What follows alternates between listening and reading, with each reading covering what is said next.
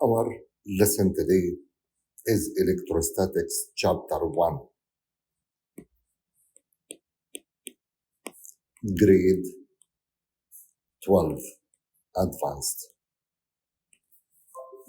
Chapter 1 is Electrostatics.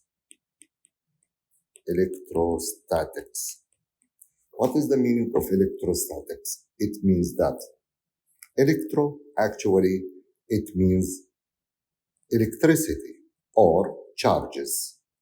Charges. And statics means without motion, no motion, or without motion, or one can say at rest. So we are going to speak about charges at rest. The word charges comes from the Arabic word amber. It is an organic fossil which is used before to make figures for decoration, for in necklaces and so on. This stone can attract pieces of feather or paper or dust, and when you rub it, you will get a nice smell. Because of that, this from the first observations, they saw that amber can attract feather, and they call this phenomena electricity. And the word electricity actually comes from this amber. Its Latin translation is electric or electron. So the word electron means amber, and scientists did many experiments about charges or about electricity. They rubbed many materials with hair, with silk, with wool, and they found the charges are two types. So we have in general charges are two types. There is positive charges. They called it positive, but nothing written on it positive. Positive charges, like glass charges. When you rub glass with silk, so glass can attract silk.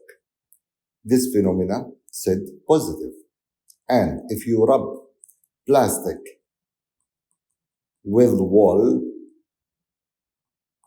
they found plastic also attracts wool but repels glass. So there is two charges. Because of repulsion and attraction, there is only repulsion or attraction, which means two types of charges. The first one is positive, the second one they called it negative, which means the other type of charge. Negative charges like plastic when rubbed with wool. After that, they discovered the atoms. From the atomic point of view, each atom contains electrons, as we know. If and protons, there is electrons discovered 1889 by Thomson, sometimes written without P, and there is protons discovered in 2011 by Rutherford. There is neutrons discovered in 1911. In 1911. There is neutrons discovered in 1932 by Chadwick. And they found the protons are positive, the electrons are negative, and the neutrons, they call them neutrons because they are neutral. Now, what is the meaning of a neutral? Neutral means any object has positive charges equal to the negative charges. As an example, aluminium. We know that the atomic number of aluminum is 13. What is the meaning of this? Means contains 13 protons and 13 electrons in the atom. The electrons are outside the nucleus circulating in certain orbits. So, the aluminum atom is neutral. Its charge 0. So, from now we have to say there is something called charge. Q. From now, Q capital or Q small is the same. And here the charge equals 0. But if this atom loses an electron, so it will become an ion, plus 1. This is plus 1 is not the charge, is the number of the lost electrons. So we can say its charge equal the charge of the electron, but positive. Q is positive, and the charge of the electron discovered 1989 also by an American scientist called Millikan using the oil drop experiment, if you remember it. So the charge of the electron is 1.6 10 to minus 19, which is equal the charge of the proton. Here, when we have aluminum, loses one electron.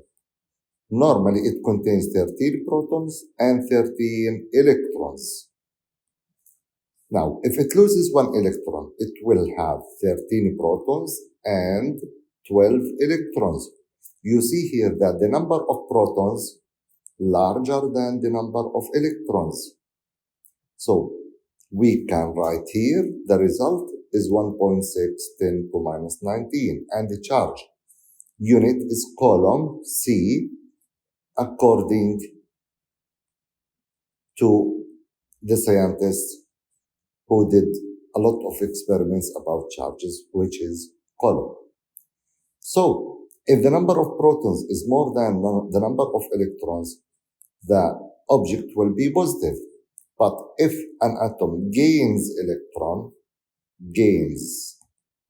one or two or more, so the number of electrons will be larger than the number of protons. Okay, by 1, by 2, by 3, because there is no half electron, there is no fractions of electrons. So the number of electrons M multiplied by the electronic charge, which is 1.16 to minus 19, will give you the total charge Q. In general, we can write Q equal ME, and we can calculate the charge by multiplying the number of electrons lost or gained by the charge of the electron without the negative sign. And we put the positive sign if the object loses electrons and negative if it gains electrons. So, if an atom gives electrons to the other, the first one will be positive, the other one will gain electrons, it will be negative, and must have the same charge. This is called the law of charge conservation, or conservation of charge. So charge is conserved. Conservation of charge means charge is conserved. Charge before equal charge after. If an object charge is 3 microcoulomb, gains 1 microcoulomb from another object, its charge will be 4. This is Q1. Here gains. Now, the other object as an example, its charge is minus 5 microcoulomb. After losing 1 microcoulomb of charge, its charge will be minus 4 microcoulombs. So, the charge gained equal the charge lost. Charge gained equal charge lost. Here, lost 1 microcoulomb. The one microcoulomb, it is a negative charge. Okay, If it is a negative charge, it will be minus 4. So here, for the first one, must be negative. 3 minus 1 must be 2. We can say in general. Thank you. Because the first one gains a negative charge and the second one loses a negative charge. The opposite also is okay. Now, we say charge is conserved. As an example, aluminum gave 3 electrons to chlorine. Chlorine will gain 3 electrons, but we have 3 atoms. Each one will gain 1 electron. So the result is Al plus 3 chlor atoms here. One can write 3 over 2 as molecules. Will give us 1 aluminum plus 3 ions of chlorine. You see here, the charge before is 0 and the charge after exchange of charge is also 0, the total charge or the sum charge. So this is called conservation of charge. Now, how we can calculate charge? Let us go to this. As an example, aluminum, this is just an example and it is suitable for all atoms or particles. Loses 3 electrons and the ion will be plus 3. What is its charge? So we can say Q equal NE. Directly, N is the number of electrons, which is 3, the exchanged electrons, multiplied by the electron charge 1.6 10 to minus 19. And the result is 4.8 10 to minus 19 coulombs. You see the charge here is very small. Because of that, we use other units. As an example, micro, nano. Micro is 10 to minus 6, nano is 10 to minus 9, and sometimes pico, which is 10 to minus 12. When you say 1 microcoulomb, 1 multiplied by 10 to minus 6. 3 microcoulombs, 3 multiplied 10 to minus 6, and so on. So we can calculate it like this. Because the aluminum here, atomic number is 13. Loses 3 electrons, will give us an ion plus 3, and the number of electrons N will be 10 electrons. Here 13 protons, 13 electrons, it is neutral, 0. And here 13 protons and 10 electrons.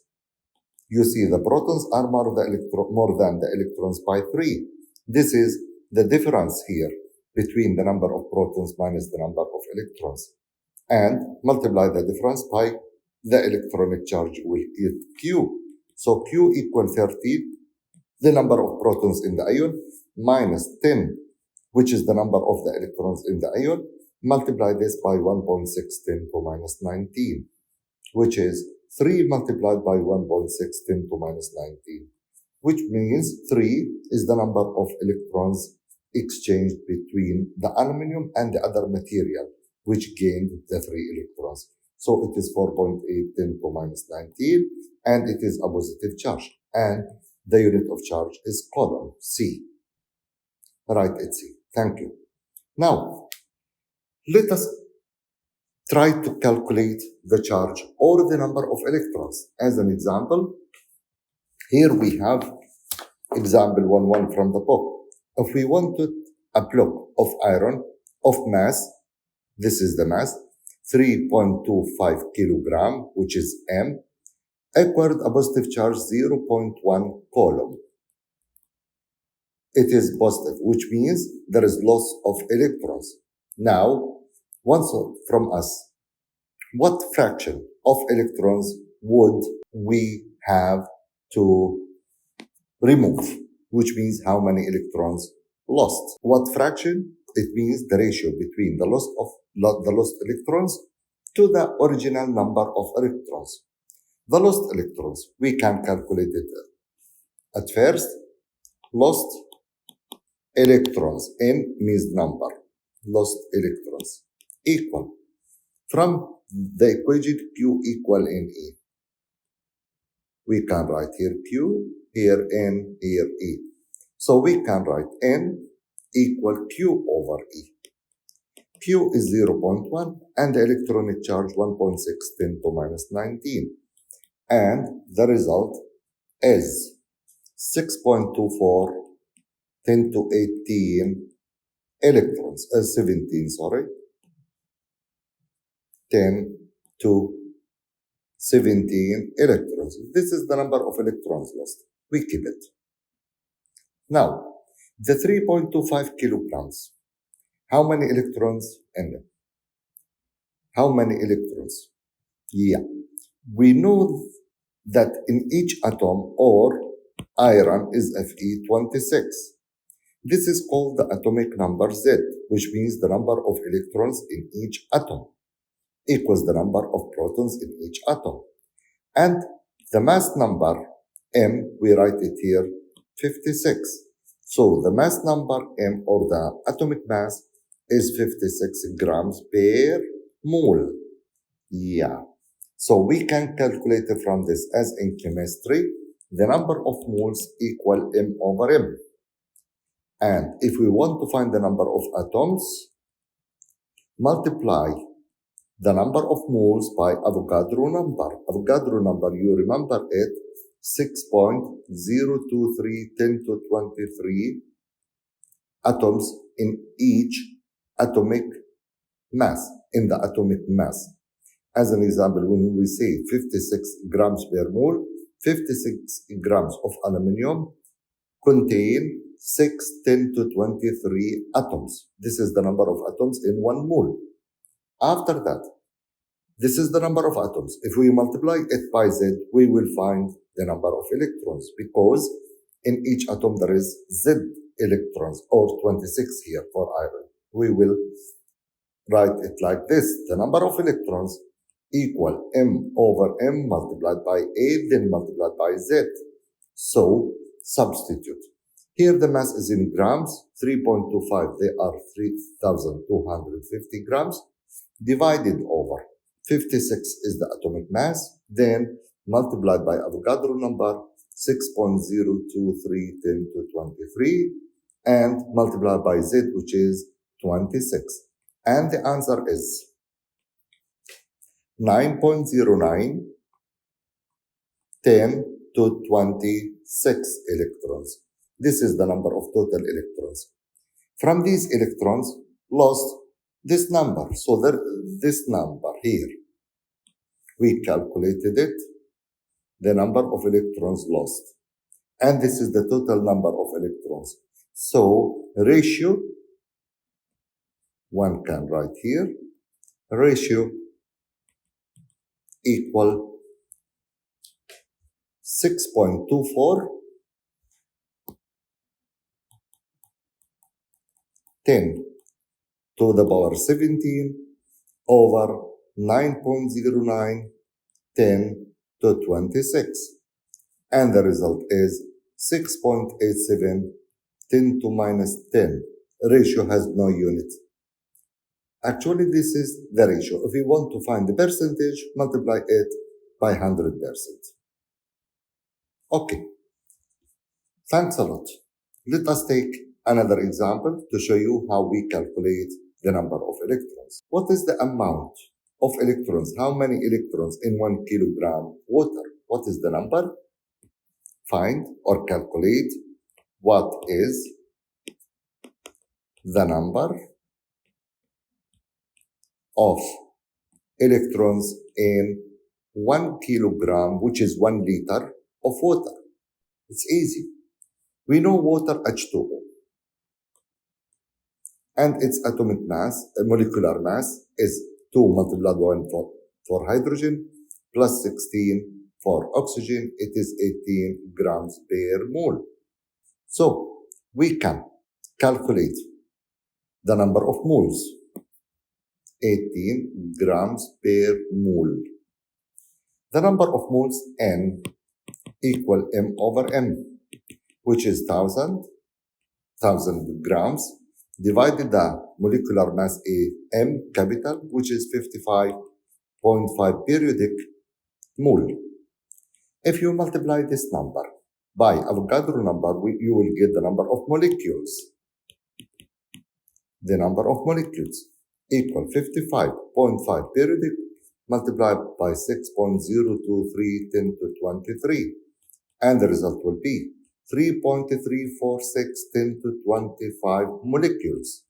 Okay, but we know that in each molecule there is two hydrogen atoms.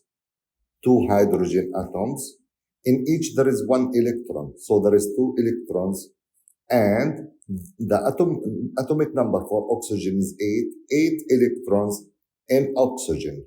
So here we have 8 plus 2, there are 10 electrons in each molecule.